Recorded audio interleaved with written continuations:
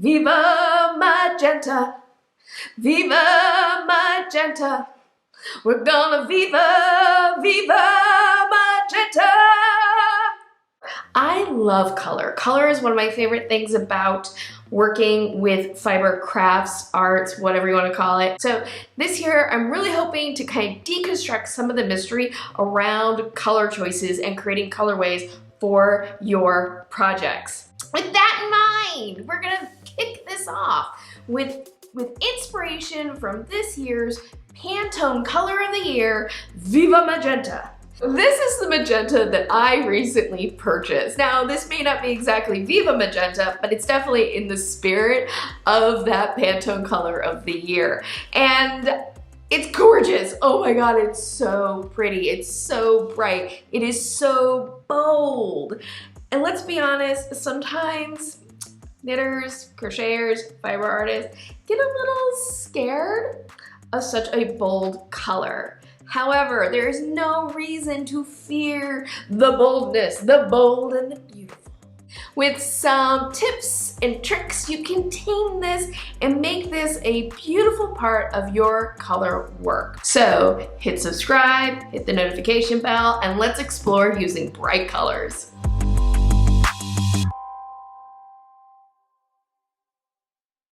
I'm really excited for this video because it's not just me talking about magenta. No, this is part of a collaboration with other fiber artists. We're all doing projects inspired by the color of Viva Magenta, and in the description box you will find a link to a playlist that has all those videos so you can explore some more possibilities with this exciting, bold color. Also down in the description box you will find a list of materials and resources that I used for today's video or I just think are helpful in relation to today's topic. Some of these will have clearly marked affiliate links, and if you use one of my affiliate links, it'll take you to a shopping website. If you make a purchase, I might earn a small commission, which really does help support my channel. If you utilize one of my affiliate links or leave me a super thanks or buy me a coffee, thank you so much. Your support is so greatly appreciated. And of course, as always, a totally free way to help me out is just to make sure that you hit subscribe.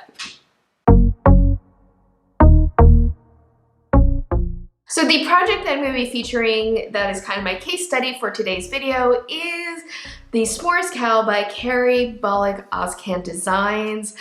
So this is a Fair Isle project and it's very friendly to people who are just dipping their toes into Fair Isle knitting. And as very common with Fair Isle knitting, it involves choosing 3 colors, a dark, a light, and a medium. So I knew that I was going to be using magenta because this is the color of the year, and I could tell just by looking at it that this would probably be my medium color, that I'd want a darker color and a lighter color. But how to pick that color, what to do, because there's so many colors out there. How could I pick 2 colors, a light and a medium, that would go really well with this? Well, this is where I use one of my favorite tools, which is the color wheel. The color wheel shows relationships between colors, and it can really help you pick out colors that will work and play well together.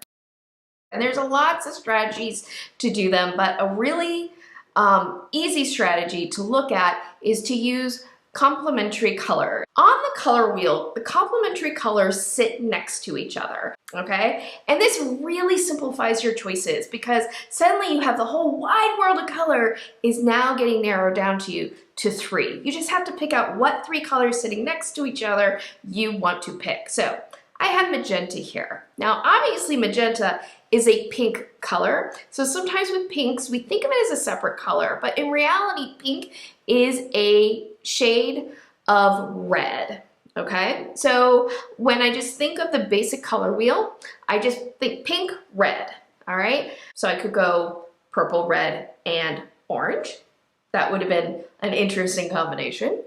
I could have gone pink, orange, yellow, stick with all the warm colors, or I could go pink, purple, and blue. And this color combination had a lot of appeal to me because magenta is such a bold, bright color. I felt like, you know what, having it paired with two cooler colors would make the cooler colors more exciting than they might otherwise be, but give a nice balance to all this boldness. So I first chose as my light color, lilac. Oh, already, don't those look gorgeous together? They just look so gorgeous together. And as most of us learned pretty young, pink and purple almost always work well together. And why is that? Well, pink and purple work so well together because they sit next to each other on the color wheel. But I need my third color, so I went to the blues, and for my dark color, I picked a navy blue. So there we have my light, my medium, and my dark color. And oh my God, as soon as I saw these three together, my mind just went, oh. And what I love about this is it really gets around sort of the pitfall of using complementary colors, because sometimes when you use three complementary colors that sit next to each other, it can look a little boring. Like if you go, for example, I'm gonna take the magenta out for a second, and I would go with the, let's say, a green, right? Because purple, blue, and green sit next to each other. This is also a lovely color combination. Like this would be a really pretty project, but I think this is a little bit more exciting. That's my personal taste. Maybe you disagree. Remember, choosing colors is always a matter of personal preference and taste. And you might go, no, Carrie, I think the green is more exciting. But if you're using your color wheel and choosing complementary colors, you know you can't really go wrong. But personally, I just think the magenta gives it a little bit more spark. Something else that I really liked about using this particular colorways was the pairing of the magenta with the dark blue, this navy blue. Sometimes with bright, bold colors like magenta, I'm gonna be saying that so much, like it's gonna be a drinking game. Anyway, but sometimes using a bright color, it can really make the project like just really bold and in your face and a little too busy, right? But when you pair a bright color with a neutral, like a black or a faux neutral, like a navy blue, it can really help ground the bright color, kind of tone it down almost a little bit, you know, so it doesn't become too busy and in your face, but it also gives a little bit more sophistication than if I had used a royal blue. Like I could have used a royal blue in this project and it would have been really interesting, but the dark blue, this navy blue, just is, I think, going to give the final project a bit more sophistication than it might otherwise have. And that's something you can always do when you're working with a bright color, is to bring in a very dark, whether it's black or navy blue, something like that, that's just gonna help ground the brightness, kind of tame it a little bit so that it makes the project very interesting and exciting without it being overwhelming. One of the really fun things I think about doing colorwork projects and stranded colorwork projects is, yes, you can follow the colorwork pattern sequencing exactly how it's written out. But when it comes to color and colorwork projects, you can always choose your own adventure. So if you were like me and you're one of like, I want to take my own adventure, I'm off to a color adventure, then you're gonna have a lot more decisions to make than just, you know, what colors from the color wheel I want to choose. You're also going to maybe, like I did, as you will see, also be making choices about color sequencing. How much of each color do you want to use and where do you want to use it? And that's really when it becomes important to understand your color proportions, choosing what proportion of dark, light, and medium do you want in your project. So let's talk specifically about choosing the proportion of bright, because let's be honest, this color could very easily take over the whole project, or it could be a little bit of accent, right? And the decision is up to you, the knitter, how much of the bright color you want to use in your project. But really it boils down, I think, if I'm strategizing, right, how I want to use color. comes down to what I think are two strategies. One is go bold, meaning I'm going to use a high proportion of my bright color in the project and have it really be the focal point, right? It may not be the main color of your project, right? Because that might be too much, but you might use it the second most amount. Then there's the drop of poison thought process. In the drop of poison method, what you're really looking at is taking a color that might be considered ugly or just really bold and using just a little bit of it as an accent to make the whole thing pop. I'm going to bring out another project, this one, that kind of used this idea. Now this is a 4-color project, and this is actually Tunisian crochet, but it's color work and it kind of demonstrates what I'm talking about really nicely with this idea of a drop of poison. In this project, I have 3 colors. I have this green, this blue, and this purple, right? But then there's this 4th color, and it's this bright orange pop. And it's not a lot. It's just used in 1, 2, 3, 4, 5, 6 rows. That's it. Okay, just 6 rows of the project, but it really gives this project a little bit of oomph to it. Hey, Ed and Carrie here. I could go into a lot more detail right now about the color wheel and how the orange fits in and everything, and talk about contrasting colors, which is a topic I love, but I'm gonna have to cut it short or this video is gonna be like really, really long. So just suffice it to say, I think the orange worked really well in this project because it didn't match totally with everything, and that tension in the color just added some more visual interest to this project. Now, for my S'mores Cal project, which is what this video is about, I did have to make a decision if I wanted to go the route of go bold or drop a poison, and I decided on going bold. So next I'm going to explain to you how I tested out how much magenta to use to figure out how bold I wanted to go. So I knew for me that I wanted to go bold, or at least I thought I wanted to go bold. So how I could figure out what proportion of each color I wanted to use and kind of color sequencing I wanted to dive into with the project was to swatch.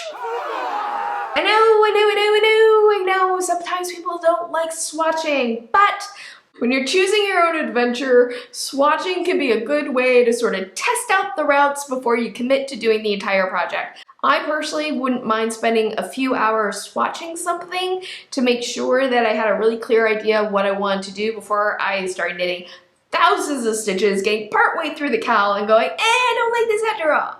So this is my swatch that I made to test out my proportions for my colors.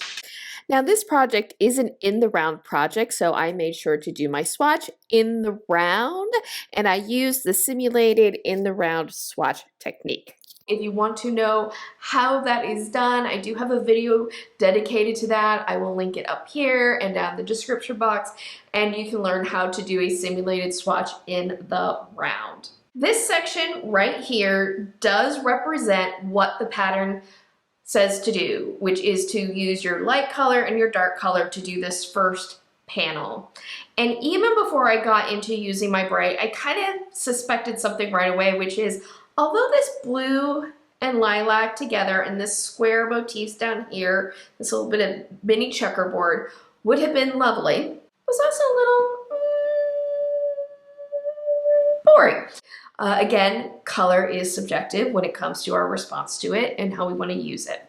So automatically, I kind of had in my head that I was going to actually switch out the lilac down here for magenta so that I could bring the magenta into this section, because the light color was going to be in the section regardless with these X's. Then I got into the next portion, and this is where I had a real question for myself, because the pattern called for using the medium color, which for me is going to be magenta as your background color, and you can see this is lovely.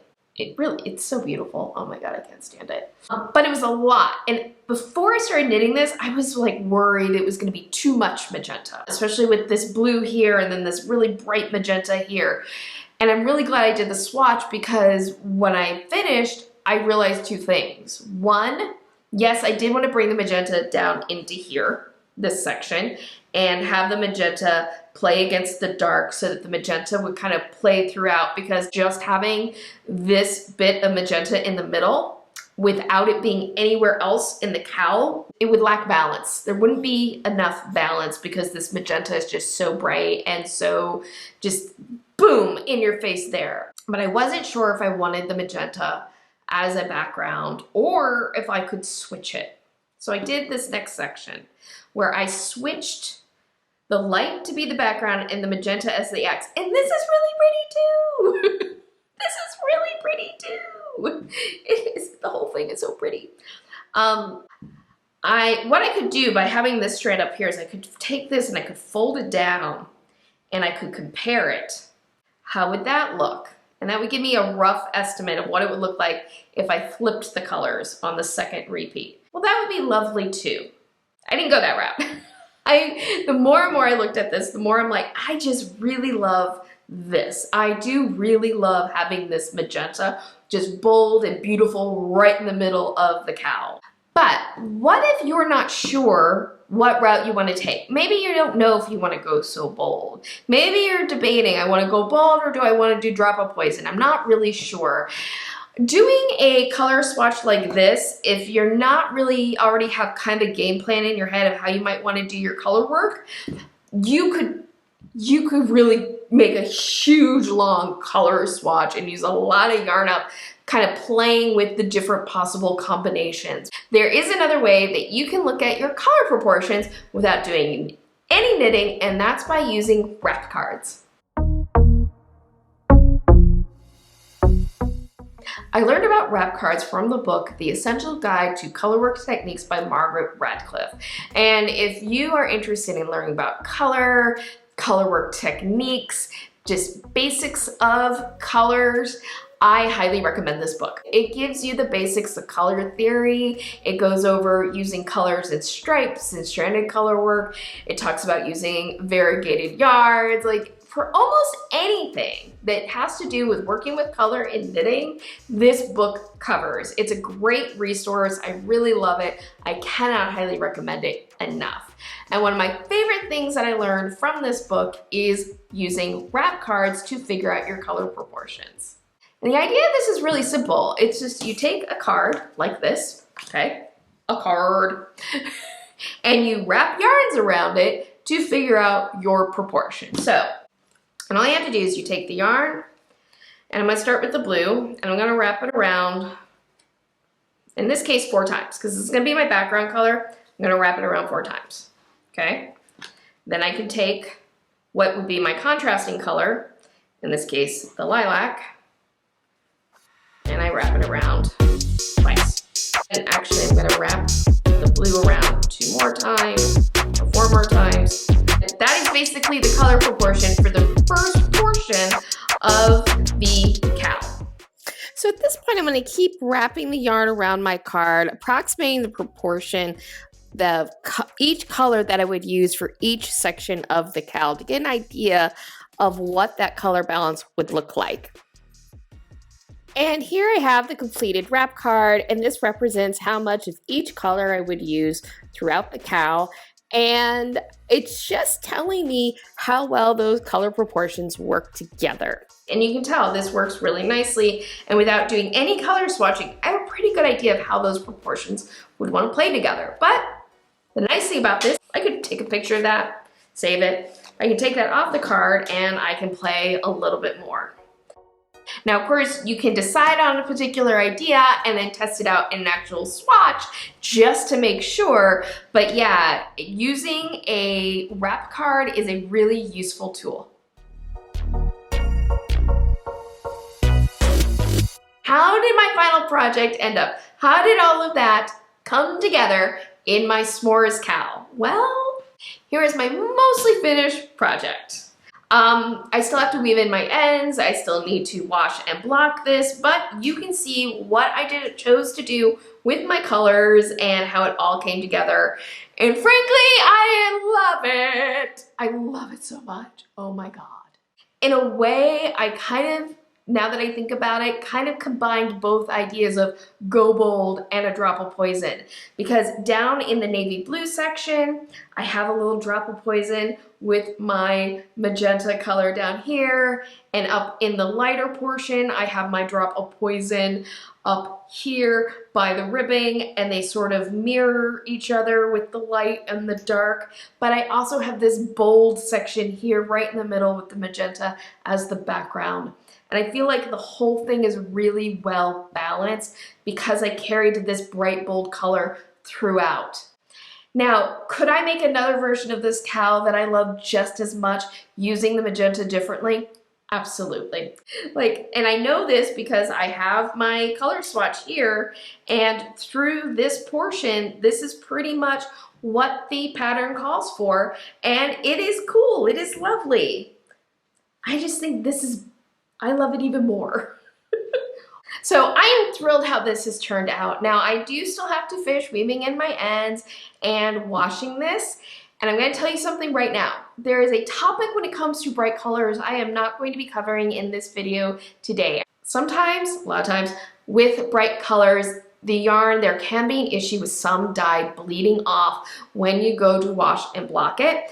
It's a real issue. Don't have really time to delve into it with today's video, but I am planning an upcoming video where I'm going to discuss finding out if your yarn is color fast and what to do if you discover you have a yarn that maybe isn't as color fast as you want it. So make sure that you subscribe to my channel and hit notification bells so that you know when that video goes live.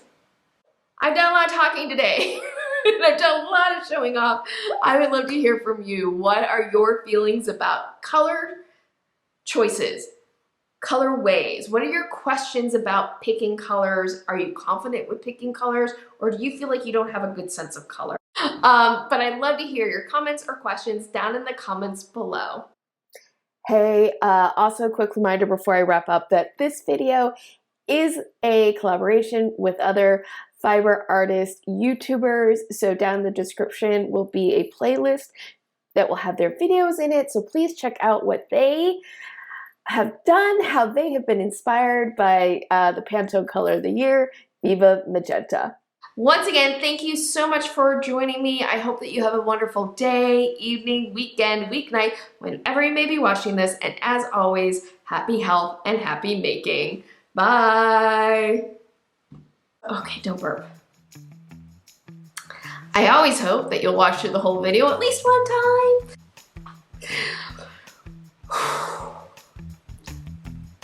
So hit subscribe, hit the notification bell, gives this, try again, right? Oops. So this is the magenta yarn that I got. I don't know if this is strictly the Pantone Color Viva Magenta, but it is definitely a magenta.